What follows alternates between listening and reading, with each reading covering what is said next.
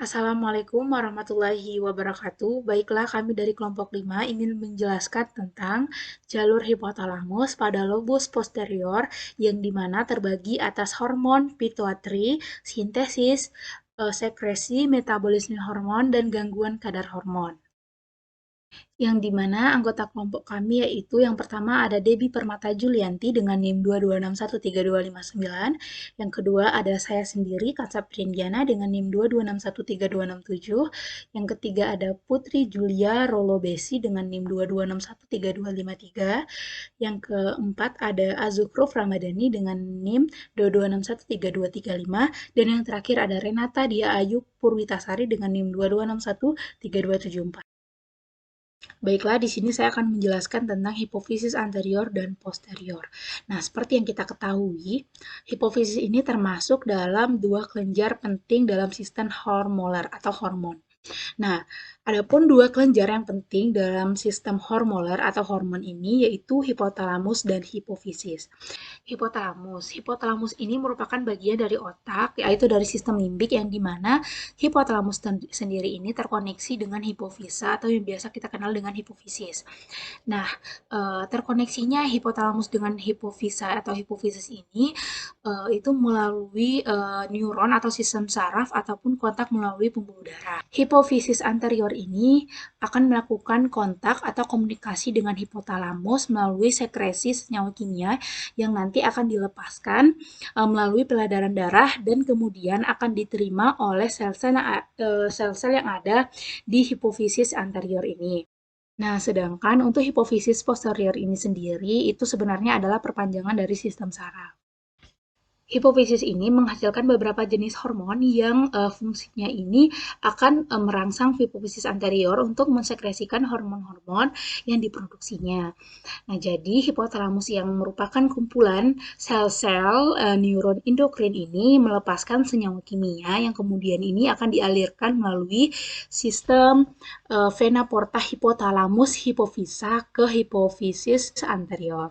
Nah, di sini ada beberapa jenis dari releasing hormon yang dilepaskan oleh hipotalamus, yaitu antara lain yang pertama itu ada TRH, yang dimana TRH ini yaitu yang nantinya akan merangsang hipofisis untuk memproduksi hormon TSH atau thyroid stimulating hormone. Yang kedua itu ada GnRH, yang dimana GnRH ini yang nantinya akan merangsang hipofisis anterior untuk menghantarkan gonadotropin.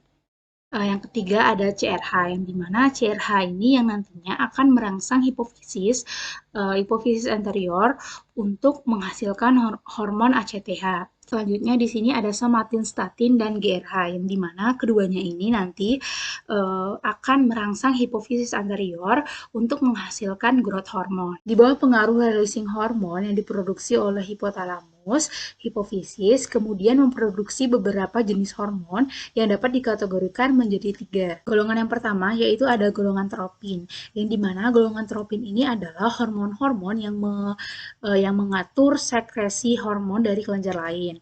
Nah, contoh yang pertama ini di sini ada gonad. Nah, gonad ini atau gonadotropin ini yang terdiri atas FSH dan LH, yang dimana kedua hormon ini FSH dan LH ini berfungsi untuk mengatur fungsi dari gonad atau gonadotropin ini untuk menghasilkan seks hormon. Contohnya itu ada hormon estrogen, hormon progesteron, dan lain-lain.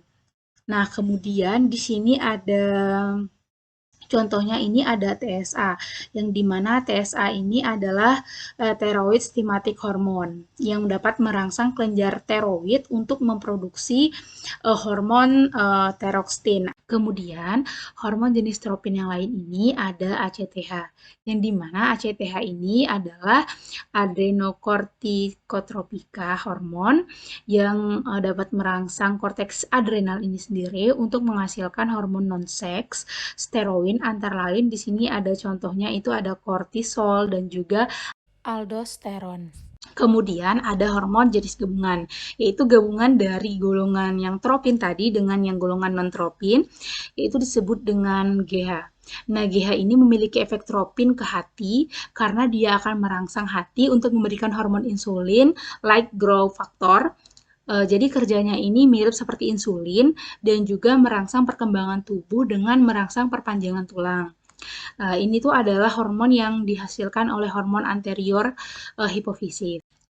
Kemudian pituitary posterior ini atau hipofisis posterior ini produk yang disekresikan ini adalah neurohormon. Jadi di sini ini sel saraf yang ada di hipotalamus, kemudian ini akan merangsang ke hipofisis posterior dan kemudian akan disekresikan hormonnya. Kemudian yang kedua ada oksitosin. Nah, oksitosin ini merangsang air susu dilepaskan dari kelenjar susu ketika bayi sedang menyusui ke ibunya. Kemudian oksitosin ini juga berperan dalam merangsang uterus. Nah, uterus ini merangsang kontraksi uterus pada saat ibu melahirkan. Sintesis hormon telah dijelaskan oleh rekan saya, Kansa, dan selanjutnya akan dijelaskan hormon oksitosin dan hormon ADH. Kelenjar posterior menghasilkan dua hormon, yaitu hormon oksitosin dan hormon ADH. Hormon oksitosin memiliki fungsi yang sama dengan hormon prolaktin, yaitu mempercepat produksi ASI. Hormon prolaktin atau PRL bersama-sama pada hormon lain, inisiasi dan mempertahankan produksi ASI oleh kelenjar payudara. Dengan sendirinya, prolaktin hanya memiliki efek yang lemah. Hanya setelah kelenjar payudara telah prima oleh estrogen, progesteron, glukokortikoid, human growth hormone, tiroksin, dan insulin di mana memberi efek pesimis. Hipotalamus mengeluarkan kedua hormon inhibitor dan rangsang yang mengatur sekresi prolaktin. Pada wanita, hormon prolaktin-inhibitin atau PIH yang merupakan dopamin menghambat pelepasan prolaktin dari hipofisis anterior endokrin dan dibawa melalui darah. seringkali dan setiap bulan sebelum menstruasi dimulai. Perkembangan tubuh, sekresi PIH berkurang dan tingkat darah prolaktin meningkat, namun belum cukup untuk menstimulasi produksi ASI. Nyeri pada payudara sebelum menstruasi dapat disebabkan oleh prolaktin tinggi. Sebagaimana dalam siklus menstruasi berulang kembali, PIH ini kembali disekresi dan tingkat prolaktin menurun. Selanjutnya, hormon antidiuretik. Keseimbangan cairan dan elektrolit dipertahankan melalui mekanisme tertentu yang rumit, yaitu melibatkan ginjal, paru, dan sistem pembuluh darah jantung atau kardiovaskular. Salah satu pengaturan kerja ginjal dalam mempertahankan keseimbangan cairan dan elektrolit diperankan oleh hormon antidiuretik atau ADH, yang juga dikenal sebagai argin vasopressin.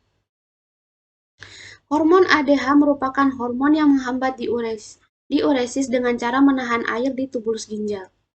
Kadar ADH dalam darah berfluktuasi bergantung status cairan dan elektrolit tubuh.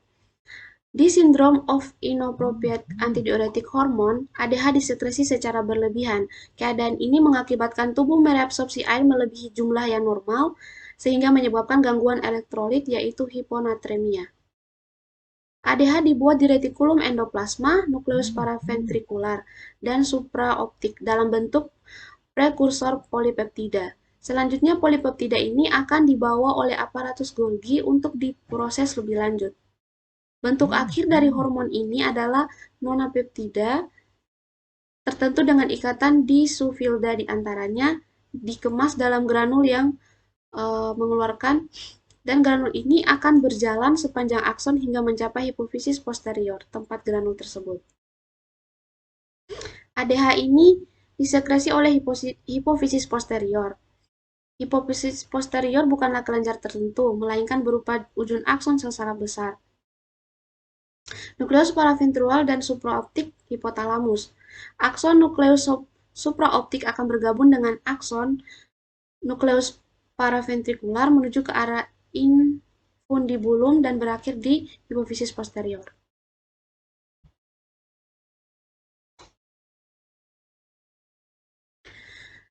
Setelah disekresi di hipofisis posterior, ADH akan masuk ke dalam aliran darah dan berikatan dengan penerima F2. Penerima F2 atau F2 terletak di lateral bawah basolateral sel tubulus colligentes. Ikatan ADH dengan penerima F2 akan menggiatkan G protein dan meningkatkan silik adenosin monofosfat intrasel. Peningkatan CAMP selanjutnya akan merangsang pembuatan aquaporin dan perpindahan AKP2 dari sitoplasma sel tubulus coligentes ke bagian ujung apikal atau permukaan sel menghadap lumen. AKP2 ini berfungsi sebagai saluran air di membran sel, sehingga air dapat bergerak mengikuti landasan gradien osmotik. Osmosis terjadi dari lumen tubulus ke dalam selnya, kemudian dari sel tersebut ke interstisial melalui AKP3 dan AKP4, selanjutnya dari interstisial ke dalam sirkulasi. Cara kerja reabsorpsi air inilah yang menyebabkan air kemih menjadi lebih pekat setelah melewati tubulus coligentes. Tanpa adanya hormon ADH, air kemih akan mengalir melewati tubulus coligentes tanpa mengalami reabsorpsi. Sebagai akibat, air kemih dikeluarkan dalam volume yang besar dengan osmolalitas rendah. Apa itu hormon? Hormon merupakan zat kimia yang dapat memengaruhi keadaan tubuh. Zat kimia ini dibentuk oleh kelenjar endokrin dan dibawa melalui darah. Biasanya, hormon akan memengaruhi perubahan mood, perkembangan tubuh, fungsi seksual dan reproduksi, siklus tidur, serta nafsu makan. Sebenarnya, apa sih fungsi hormon itu? Nah, setelah diproduksi oleh kelenjar endokrin, hormon akan didistribusikan ke organ tubuh yang menjadi tempatnya menjalankan tugas. Secara garis besar, fungsi hormon pada manusia utamanya berkaitan dengan pertumbuhan dan perkembangan tubuh, pencernaan makanan, reproduksi dan fungsi seksual, penyerapan gizi, mengatur beberapa aspek metabolisme, mengatur pertumbuhan sel dan jaringan, sekresi enzim-enzim pencernaan, lakrasi dan sistem reproduksi, mempertahankan homeostasi, keadaan tubuh untuk mempertahankan keseimbangan. Berikut adalah penjelasan tentang mekanisme hormon. Kebanyakan hormon didistribusikan melalui cairan darah menuju sel target. Sel target yang memiliki reseptor yang cocok untuk hormon akan berkombinan atau berikatan dengan hormon tersebut. Seperti halnya kunci yang cocok dengan gemboknya. Jadi, hormon akan mengeluarkan responnya pada sel target yang spesifik atau pada sel yang memiliki reseptor yang cocok. Sedangkan sel yang tidak memiliki reseptor yang cocok untuk hormon tersebut, maka tidak akan berpengaruh. Nah, sel yang tidak berpengaruh disebut dengan sel non-target. Sistem endokrin adalah sistem yang sangat penting dan sangat terlibat dalam tubuh kita. Ini memungkinkan tubuh kita untuk berkomunikasi jarak jauh dan merupakan peran utama dalam mengatur lingkungan yang stabil, atau dengan kata lain menjaga homeostatis. Sistem ini menggunakan penggunaan hormon yang merupakan bahan kimia yang dikeluarkan dari kelenjar dan memasuki aliran darah, di mana mereka bersirkulasi hingga memberikan efek pada sel target. Dua jenis mekanisme di mana hormon ini memberikan efek pada sel target. Ada 3 kelompok dasar hormon. Yang pertama, terunan asam amino. Molekul kecil yang berasal dari asam amino seperti tirosin. Salah satu hormon yang berasal dari triptofan adalah melatonin, hormon yang terlibat dalam siklus tidur bangun kita. Kita bisa mendapatkan triptofan dari makanan seperti coklat atau susu. Yang kedua, hormon peptida terdiri dari sekelompok asam amino. Beberapa contohnya adalah hormon perangsang oksitosin atau prolaktin. Yang ketiga, turunan lipid. Hormon steroid dianggap lipofilik, yang berarti mereka afinitas untuk struktur lipid. Mereka bersirkulasi dalam darah yang terikat pada protein pembawa, sehingga biasanya bertahan dalam sirkulasi lebih lama daripada jenis hormon lainnya.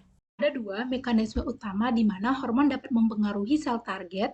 Yang pertama adalah dengan tindakan non-steroid.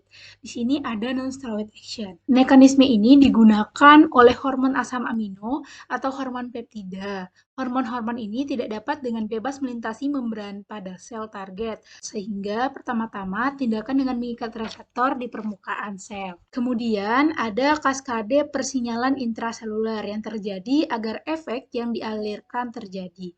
Nah, ada protein di sisi intraseluler sel target yang berhubungan dengan reseptor. Nah, yang mana paling sering disebut itu adalah protein G. Nah, protein G ini ditemukan di sebelah enzim yang dapat mengubah ATP menjadi molekul yang disebut dengan AMP, siklik atau CAMP. Nah, inilah yang membuat mekanisme ini menjadi unik. Nah, siklik AMP ini disebut second messenger. Ini karena mengapa disebut dengan second messenger? Karena memberikan sinyal kaskade atau peristiwa yang pada akhirnya itu dapat mengubah aktivitas enzimatik di dalam sel untuk menyebabkan respon sel target. Mekanisme kedua adalah mekanisme aksi steroid karena turunan lipid atau hormon steroid bersifat lipofilik. Mereka dapat dengan bebas bergerak melalui membran sel dan masuk ke dalam sel. Dan dari sana mereka dapat berikatan dengan reseptor di dalam sel atau mereka dapat bergerak bebas ke dalam nukleus. Di mana kompleks hormon atau hormon yang menyebabkan perubahan aktivitas gen ini kemudian meningkatkan produksi transkripsi dan mRNA yang kemudian mengarah pada peningkatan produksi protein di dalam sel. Contoh hormon yang memberikan efek melalui mekanisme hormon steroid adalah testosteron, estrogen, progesteron, aldosteron, dan kalsitriol. Klasifikasi hormon. Klasifikasi hormon ini dapat diklasifikasikan melalui berbagai cara, yaitu yang pertama sifat kelarutannya, lokasi reseptor, dan sifat sinyal yang memisahkan kerja hormon di dalam sel. Yang pertama, klasifikasi hormon berdasarkan senyawa kimia pembentukannya. Dibagi lagi menjadi beberapa bagian. Yang pertama, golongan steroid. Yang kedua, golongan eikosanoid. Yang ketiga, golongan derivat asam amino dengan molekul yang kecil. Contohnya kayak tiroid dan ketokolamin. Yang keempat, golongan polipeptida atau protein. Contohnya insulin, glukagon, kemudian growth hormone, dan thyroid stimulating hormone. Yang kedua, berdasarkan sifat kelarutan molekul hormon. Dibagi lagi menjadi beberapa bagian. Yang pertama, lipofilik. Lipofilik ini merupakan hormon yang dapat larut dalam lemak. Yang kedua, hidrofilik. Hidrofilik ini merupakan kelompok hormon yang dapat larut dalam air. Kemudian berdasarkan lokasi reseptor hormon. Dibagi lagi menjadi beberapa bagian. Hormon yang berkaitan dengan hormon dengan reseptor intraselular. Yang kedua yaitu hormon yang berikatan dengan reseptor permukaan sel atau plasma membran. Kemudian berdasarkan sifat sinyal yang memisahkan kerja hormon di dalam sel. Contohnya fosfoinositol, lintasan kinase sebagai mediator intraseluler. Di dalam tubuh setiap hormon ini akan terikat pada reseptor spesifiknya atau reseptor yang cocok pada hormon tersebut. Beberapa reseptor lokasinya berada di dalam sel. Untuk memudahkan pemahaman kita, jadi kami gambarkan reseptor yang berada di permukaan sel ini. Reseptor inilah yang berperan sebagai bagian yang akan menerima sinyal. Meskipun hormon bisa menjangkau semua sel yang ada di dalam tubuh. Jadi, reseptor ini berperan sebagai bagian yang akan menerima sinyal.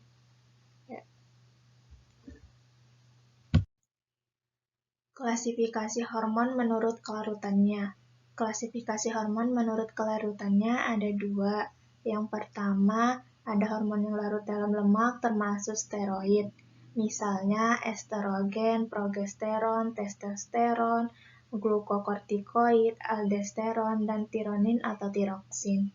Yang kedua, ada hormon yang larut dalam air termaksud hormon polipeptida.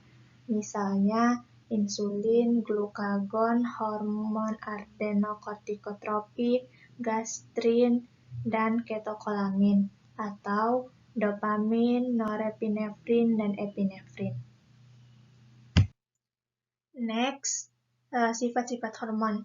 Sifat-sifat hormon ini dibagi menjadi beberapa bagian, yaitu yang pertama, bekerja secara spesifik pada organ tertentu.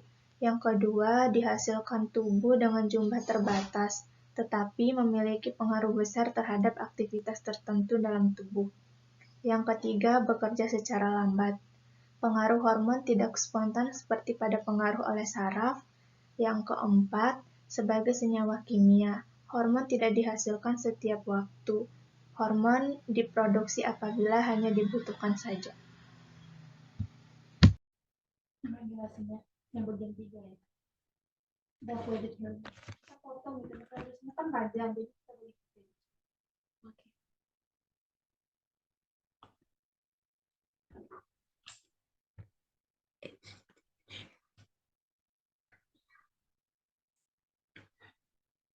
Gangguan kadar hormon. Yang pertama, siklus menstruasi tidak teratur. Jarak antara menstruasi wanita dari bulan pertama ke bulan selanjutnya berlangsung antara 21 sampai 35 hari. Jika tidak memiliki siklus yang sama setiap bulan atau justru terlambat hingga hitungan bulan, padahal belum memasuki masa menopause, bisa jadi mengalami ketidakseimbangan hormon. Kondisi ini bisa saja terjadi karena kadar hormon seperti estrogen atau progesteron dalam tubuh berlebihan atau terlalu sedikit. Yang kedua, sindrom Cushing. Sindrom Cushing adalah kondisi yang disebabkan oleh tingginya kadar kortisol yang bersirkulasi atau kortikosteroid. Kortisol adalah hormon steroid yang diproduksi oleh kelenjar adrenal. Produksi kortisol dirangsang oleh hormon hipofisis ACTH. Sekresi ACTH dipromosikan oleh hormon hipotalamus CRH. Kortisol membantu tubuh mengatasi stres dengan memobilisasi sumber energi. Ini meningkatkan kadar glukosa darah dan membantu glukosa lebih tersedia ke otak dibandingkan organ lain. Sindrom Cushing biasanya diakibatkan oleh penggunaan obat kortikosteroid yang berlebihan atau produksi kortisol yang berlebihan oleh kelenjar adrenal. Tumor di kelenjar adrenal dapat menghasilkan kortisol berlebih terlepas dari kadar ACTH. Di sisi lain, kelenjar adrenal mungkin normal, tetapi terlalu terstimulasi oleh tingkat ACTH yang tinggi yang dihasilkan oleh tumor di kelenjar pituitari atau organ lain. Kondisi inilah yang dikenal sebagai penyakit sindrom Cushing.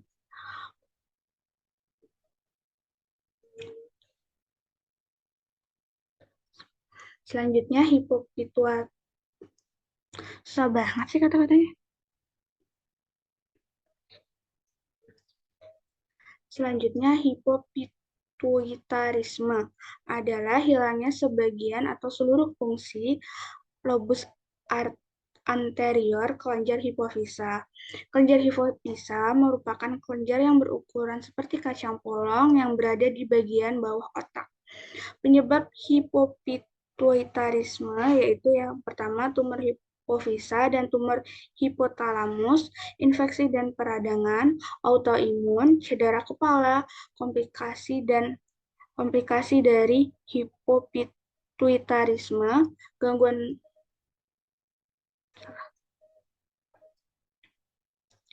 komplikasi dari hipopituitarisme yang pertama ada gangguan penglihatan, penyakit infeksi, dan penyakit jantung.